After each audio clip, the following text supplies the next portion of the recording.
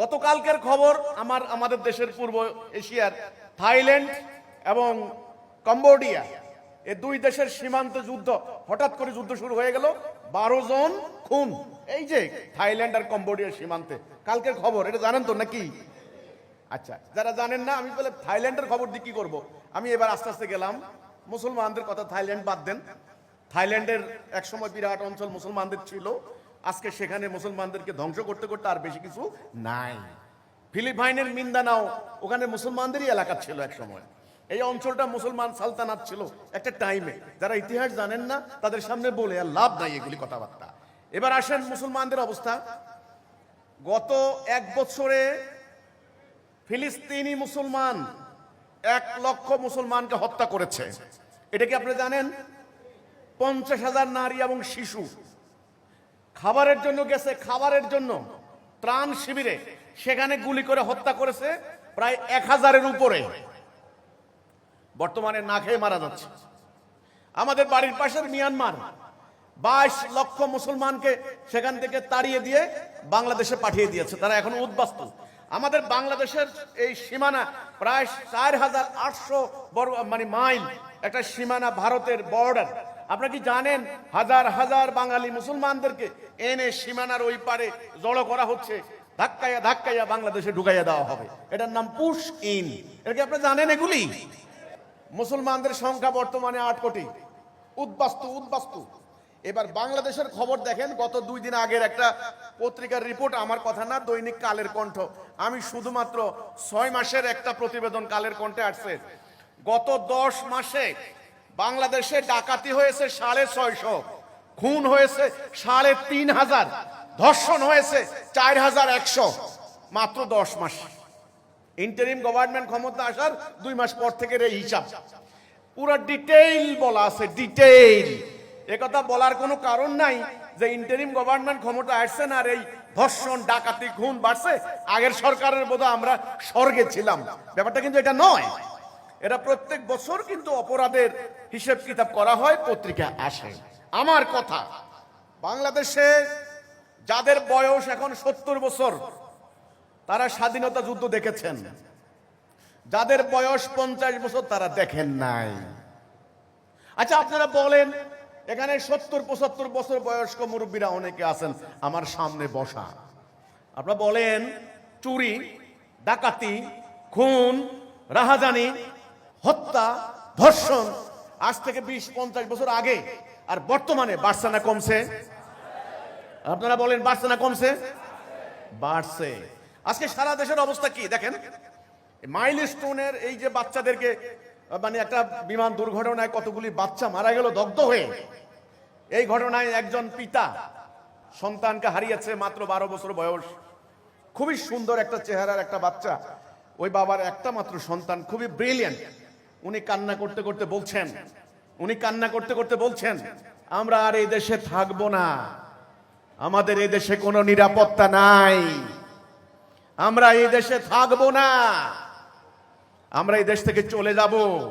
এদেশের পলিটিশিয়ানরা এই দেশটাকে পলিউট করেছে, দূষিত করেছে, আমরা আর এই দেশে থাকবো না। এই যে একজন মানুষ প্রতিনিয়ত এই দেশের পথে ঘাটে, রাস্তাঘাটে, একটা নারী প্রতিনিয়ত নিজেকে অনিরাপদ মনে করছে। কেন?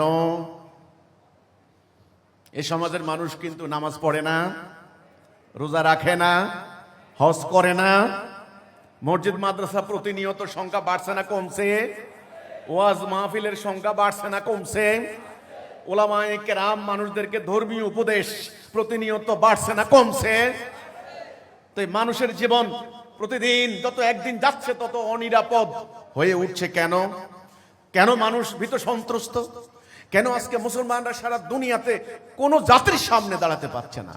নতুন ভাইয়েরা, নতুনদের উদ্দেশ্যে আমি বলতে চাই, আপনারা বলেন ইহুদিদের সংখ্যা ইসরায়েলে কত? মাত্র 60 থেকে 70 লাখ। আর মুসলমানদের সংখ্যা হচ্ছে 200 কোটি।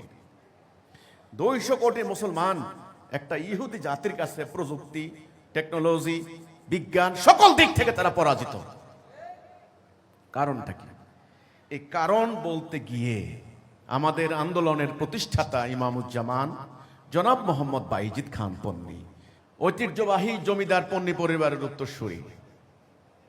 আপনারা ওনার সম্পর্কে যারা জানেন, ওনাদের জমিদারি এলাকা এক সময় বৃহত্তর ময়মনসিংহ, এই যে অঞ্চলটা ওইদিকে সিরাজগঞ্জ। গতকালকে একজনে আমাকে একটা মেসেজ দিল যে বগুড়াতে আপনাদের শত শত একর জমি এখন পর্যন্ত দখল হয়ে আছে, মানুষ দখল করে আছে। এই বগুড়া মহাস্থানগড়ের বিরাট এলাকা, সে আপনারা জানেন, প্রাচীন ঐতিহ্যবাহী এলাকা মহাস্থানগড়।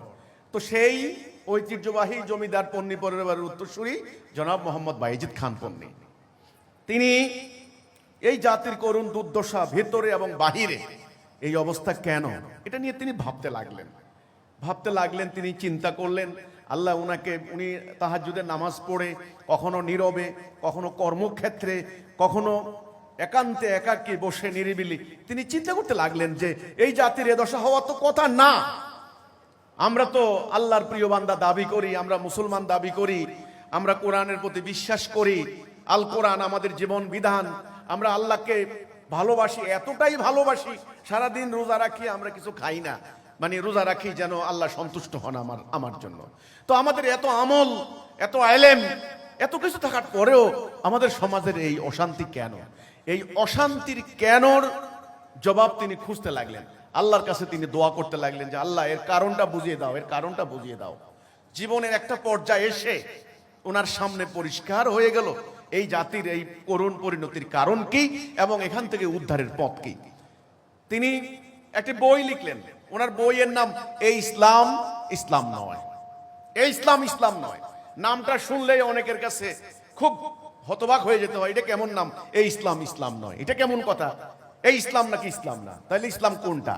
হ্যাঁ, তিনি বলেছেন আল্লাহ রাসূল পাক সাল্লাল্লাহু আলাইহি ওয়াসাল্লাম যেই ইসলামটা প্রতিষ্ঠা করেছেন, যেই ইসলাম প্রতিষ্ঠা করার ফলে তৎকালীন আরবের জাহিলি সমাজ পরিবর্তন হয়ে গিয়ে আলোকিত সমাজ হলো, সেই প্রকৃত ইসলাম ধীরে ধীরে ধীরে আমরা তার আসল রূপ, আসল চেহারা, আসল আকীদা হারিয়েছি। অর্থাৎ আল্লাহ রাসূলের প্রকৃত ইসলাম আমরা হারিয়েছি। এখন এটা কেমনে, কিভাবে সম্ভব? তাহলে আল্লাহ রাসূলের ইসলাম কেমন ছিল আর এখন যে ইসলাম এটা কেমন?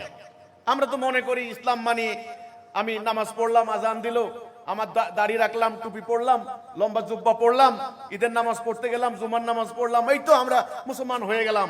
আমরা কোনো একটা মানে আমাদের কেউ মারা গেলে কোরআন খতম করলাম, আলেম ওলামাদেরকে এনে দোয়া কালাম করালাম, মিলাদ মাহফিল করলাম, বাস আমরা মুসলমান হয়ে গেলাম।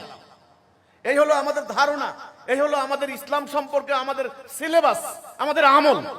কিন্তু ইসলামকে এটা তাহলে ইসলাম কি ছিল, ইসলামের উদ্দেশ্য কি, ইসলাম আগমন কেন হয়েছে, এই সমস্ত ধারণা আমাদের সামনে আজকে নাই। দেখেন আমার হাতে একটা বস্তু, এটার নাম কি? ঘড়ি। এটা কি জন্য বানানো হয়েছে বলুন তো? আপনার মাথার উপরে একটা ফ্যান আছে, এটা কি জন্য? বাতাস দেওয়ার জন্য। আচ্ছা ধরেন আপনি সুইচ দিলেন, ফ্যান ঘুরে না, বাতাস দেয় না, যেই উদ্দেশ্যে ফ্যান সেটা নাই, ওই ফ্যান কি আপনি রাখবেন? এই ঘড়ি সময় দেওয়ার জন্য, সময় দরকার হলো আপনি তাকালেন, সময় দিচ্ছে না, আপনি কি এই ঘড়ি হাতে দিবেন? তাহলে একটা কথা মনে রাখবেন, প্রত্যেকটা জিনিসের একটা উদ্দেশ্য আছে। এই উদ্দেশ্য সম্পর্কে জানার নাম আকীদা। ইসলামের একটা উদ্দেশ্য আছে না? আছে কি না? আপনার জীবনের একটা উদ্দেশ্য আছে, এই কিতাবের একটা উদ্দেশ্য আছে। এই উদ্দেশ্য সম্পর্কে জানার নাম আকীদা। এটা যদি ভুল হয় সব ভুল। আসলে ব্যাপারটা এত সাংঘাতিক, একটু মনোযোগ না দিলে কিন্তু আপনি পুরো ব্যাপারটা বুঝতে পারবেন না। আপনাকে আমার কথার ভিতরে প্রবেশ করতে হবে। এবার আসেন, আমি আবার বলছি, উদ্দেশ্য সম্পর্কে জানার নাম আকীদা। উদ্দেশ্য যদি ভুল হয় সব ভুল হয়ে যাবে। উদ্দেশ্য, আবার বলছি, একটা গাড়ির উদ্দেশ্য কি? এক জায়গা থেকে আরেক জায়গায় আপনাকে পরিবহন করবে। গাড়িতে উঠার পর আপনি দেখলেন গাড়ি পরিবহনের কাজ হচ্ছে না, এই গাড়ি চলে না, তাহলে গাড়ি কি আপনি রাখবেন? এটার মধ্যে আপনি বসে থাকবেন? নো। এই যে ব্যাপারটা, এই উদ্দেশ্য সম্পর্কে জানার নাম আকীদা। তাহলে ইসলামের একটা উদ্দেশ্য আছে, আপনার জীবনের একটা উদ্দেশ্য আছে। আমাদের ইমামুজ্জামান আমাদেরকে জীবনের উদ্দেশ্য সম্পর্কে বুঝালেন, আমরা জানতাম না। আমরা মনে করেছি 5 ওয়াক্ত নামাজ পড়ে আমি মানে দোকানে কারো কাছ থেকে বাকি খাবো না, মিথ্যা কথা বলবো না, বাস আমি নামাজ কালাম পড়বো, রোজা রাখবো, আমি জান্নাত চলে যাবো। এটা আমরা মনে করছি, এটা করলেই আমি জান্নাত চলে যাব। কিন্তু ইমামুজ্জামান আমাদেরকে বুঝালেন, তোমার উদ্দেশ্য জানো, তোমার সৃষ্টির উদ্দেশ্য কি এটা জানো, আল্লাহ তোমাকে কেন সৃষ্টি করেছেন এটা আগে জানো, আগে জানো, আমল পরে। নবী করিম সাল্লাল্লাহু আলাইহি সাল্লামের পুরো নবুয়তি জীবন 23 বছর, উনি 40 বছর বয়সে নবুয়ত পাইছেন, এটা সবাই জানেন। 23 বছরের 13 বছর তিনি মানুষদেরকে ইমানের দিকে ডাক দিয়ে গেছেন। এই 13 বছর নামাজের কথা বলেন নাই, রোজার কথা বলেন নাই, হজের কথা বলেন নাই। আমি আবার আপনাদেরকে বলতে চাই, আপনারা নামাজ পড়বেন, আমার কোনো আপত্তি নাই, অবশ্যই পড়বেন, কিন্তু নামাজ পড়ার আগে ঈমান, নামাজের আগে ঈমান, আকীদা, এই দুটি শব্দ যদি আগে আপনি ভালো করে না বুঝেন, ওই নামাজ সারা জীবন আপনাকে জান্নাত নিতে পারবে না। নামাজ হচ্ছে আমল, নামাজ কি আমল, রোজা কি আমল, হজ কি আমল, আমলের আগে হচ্ছে ঈমান। এই জন্য উনি আমাদেরকে এই কথাটা বললেন। আমরা সবাই আমল করছি, নামাজ পড়ছি, রোজা রাখছি, হজ করছি, কিন্তু এই আমলগুলির উদ্দেশ্য কি, আমলগুলি কেন করতে হবে, এই উদ্দেশ্য সম্পর্কে আমাদের কোনো জানা নাই। আমরা কোরআন তেলাওয়াত করছি, 1 হরফে 10 নেকি, কোরআন মুখস্থ করছি, হেফজখানা বসাচ্ছি, হাফিজে কোরআন বেরিয়ে আসছেন। আমাদের কেউ মারা গেলে ওনার শীতানে বসে বসে আমরা কোরআন খতম দিচ্ছি, 40 দিন পর্যন্ত কোরআন খতম দিচ্ছি। এগুলি করছি, খুব সম্মান করছি। কোরআন হাত থেকে পড়ে গেলে 2.5 কেজি চাল কাপ্পারা দিচ্ছি। আমরা কোরআনকে সুমা দিয়ে, গেলাপ দিয়ে, মুড়ি আমরা তাকের উপর রাখছি। আমরা বিশ্বাস করি এই কোরআন আল্লাহর, এই কোরআন মানুষের রচনা নয়, এটা বিশ্বাস করি। কিন্তু কিন্তু আমরা জানি না এই কোরআন নাযিলের উদ্দেশ্য কি। আমরা বিশ্বাস করি তো এটা আল্লাহর কিতাব, ঠিক আছে, কিন্তু এর উদ্দেশ্য কি এটা আমরা আর জানি না। এই উদ্দেশ্য না জানার কারণে আমার এই বিশ্বাসের কোনো মূল্য নাই। এটাই হলো মোস্ট ইম্পর্টেন্ট কথা, উদ্দেশ্য। এটা কেন, এটা কেন, হোয়াই, হোয়াট পারপাস, কি জন্য হাতের এটা কি কেন সময় দিবে, এটা কি কেন শব্দ বড় করবে, এটা কেন আমাকে বাতাস দেবে, এই যে কেন, আপনি প্রত্যেকটা বস্তু ব্যবহারের আগে এর উদ্দেশ্য সম্পর্কে সম্যক ধারণা আপনার রাখতে হবে। তাহলে আমাদের মুসলমানদের সমস্যা কি হলো, ইসলামের উদ্দেশ্য সম্পর্কে কোনো ধারণা নাই। যে ধারণাগুলি আছে, ধারণাগুলি বিভক্ত, বিচ্ছিন্ন, এক এক দলের এক এক ধারণা, নানান ফেরকা, নানান দল, নানান তরিকা, এক এক দলের কাছে ইসলাম সম্পর্কে এক এক কনসেপ্ট, প্রত্যেকটা ভুল আকীদা।